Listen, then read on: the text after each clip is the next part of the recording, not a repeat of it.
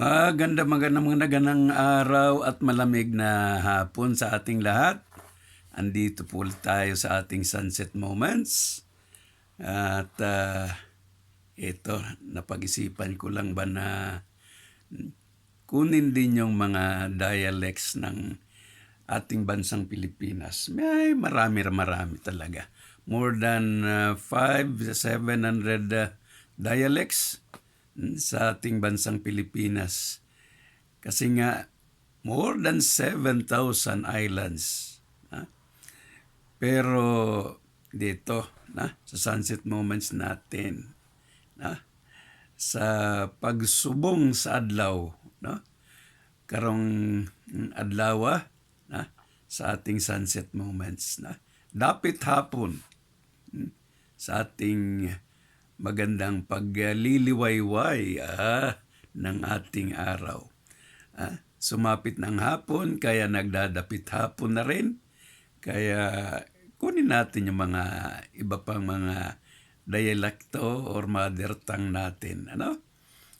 Sa akin po, pinanganak ako sa Davao. Doon ako lumaki, kaya Bisaya na rin. Pero ang roots ko talaga, ang father, mother side ko, both of them ay Ilocano. And they met doon sa Davao, doon sila nag-asawa, and happily married. Doon sila, kami lahat mga anak nila, doon kami pinanganak.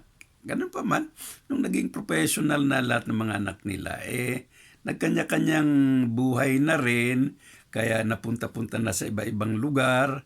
May napuntang Amerika, sa Saudi, sa Canada, at ako naman napunta dito sa excuse me po. Ito na nga, sobrang lamig talaga dito sa Japan. Una napunta ako sa Pangasinan, dahil sa doon ako unang nagturo. And then napunta ako ng San Fernando, pero nung naisipan ko talaga mag-asawa na ako, pumunta ako sa Bawang kasi taga doon ng father ko at meron siyang property doon na kung saan hiningi ko na lang, humingi ako ng pahintulot kay Papa na kung pwede doon ako magpapatayo ng bahay namin. Pumayag naman siya at ang mama ko, kaya may peace of mind akong nagpatay ng bahay doon. Pero ngayon, eto nga, nakapag-asawa ako ng Haponesa at nag-early retirement ako. And napunta na ako dito sa Japan. Ano ba tong ilong ko? Nag-ano na yung araw at saka gabi. Tapos ano ko lang ng heater. Hindi pa talaga gumagana. So change of temperature. Karon, Bisaya ta. Daga na ba yung mga mga vlogs nga Bisaya, Si Mela sa yang Bisda Kwan on One, si Chito sa Montila daga na kay sa mga programa pod, mga ikuan niya mga bisdak nga mga tawag ani, mga vloggers, training niya. Unya si Medyo Maldito daghan na pod siya mga kauban, murag na nato sila Bisaya Squad ug uban pa, and motoron daghan nag mga bisdak Bisayang dako, so karon pod ay pagawas po na ako akong pagka-Bisaya, di ay doon ako'y kambal, doon ako'y kambal unya sugod atong grade 1 mi hangtod pag-graduate na mo og high school gauban yun mi na grade 1 to grade 6 unya first year high school to fourth year nag-graduate na mi wa pa may senior high school ni adto, pero pag abot og college lahi na ang iyang kurso, lahi pud akong kurso, so nagkabulag mi sa university, and pag dako po na nag-professional siya, dito na siya sa Saudi Arabia. and retired na po siya, balik na siya ga Davao. Ako po, na ko dire sa Japan, nag-migrate na ko dire, kauban akong mga pamilya, tibok pamilya, akong asawa, nag-inusarang asawa, no? Wa na pakapin ug ang akong mga lima ka anak nga tanan made in the Philippines, pero wa na, di na sila kasabot og mga mother tongue nila Bisaya, Ilocano, no? Usahay maglisod pa sila English, maski nga tuon sila English, wa na, wa jamo na sila, no? Oy nakainomdom kog buhol, no? Kay nakapuyo ba pud ko nag-missionary life ko dito sa Bohol, mga 5 years more or less.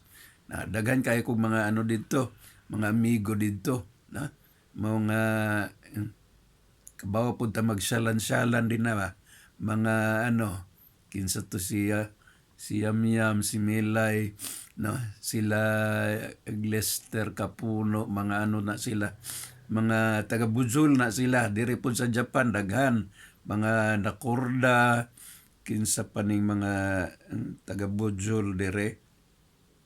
Daghan to si Edgar, si Wilma, si Lisa, daghan tong mga bulaanon dire, no? Unya dito sa Pilipinas po, mga dito ko sa Manila, sa La Union, sa naagyapoy mga bulanon dito nga akong amigo, no?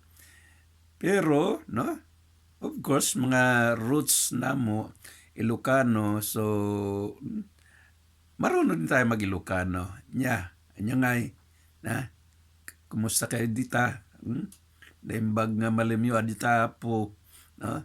So, hindi lang mga mga kandidato mudagan o kuan ba, politika ang kabaw mag-Ilocano, no? So, kabaw ta diya, no? Pero of course, andito na tayo sa pagtuturo po talagang English. Dito naman sa Japan, kahit nagtuturo na ako nag-aaral na ako ng Japanese, Nihongo, kaya lang pagdating sa pagtuturo-turo, ang policy ng school, do not speak Japanese. Kasi English teacher ako, talagang bawal magsalita ng Japanese language, no? Yun ang instruction ng principal. Kaya kahit na gustuhin ko mang-explain sa mga estudyante ko in a little na just using mga simple words sa Nihongo, ayaw ng principal. Kaya I have to really use simple words and simple sentences sa pagtuturo. Lamang human naman akong kontrata ko dito, unya diri po sa Japan, kay yearly raman ang dire ang kining kontrata, renewable, no? Every year, no, ma-renew, pero niadto until a maximum of 3 years ra nga nga ma-renew na nimo. Mahuman na nimo kanang 3 years, mangita na pod kang laing nimong employer, no? Kung English teacher ko, mangita na po kung laing kining eskwelahan nga akong ka-applyan aron mag-teacher ko. So, naka-apply po ko dito, another 1 year, unya year-end contract, apply na po otro, at try na po otro, unya panahon nga, niadto na ko human matong tsunami ato niadto, nibalik ko Pilipinas. Gilantaw na ako po akong mga dito ba, mga kasilinganan dito gang akong balay dito pod. So okay ra pod to kay kaniadtong ko dire na gatudlo ko sa Japan, na every summer break ra man nila dire mga 2 weeks. So pauli pod ko sa Pilipinas, unya dito nako murag feel gyapon nako nga Pilipino ko, unya dito daghan ko mahimo dito, pero diri sa Japan caveman I'm a caveman, no? Kay di ko ka basta-basta gawas, kay kung na ako'y matagbuan, di man kay ko maka Japanese, so yuko ra pod ko sa ilaga, no? Ayaw gozaimasu, konnichiwa, no?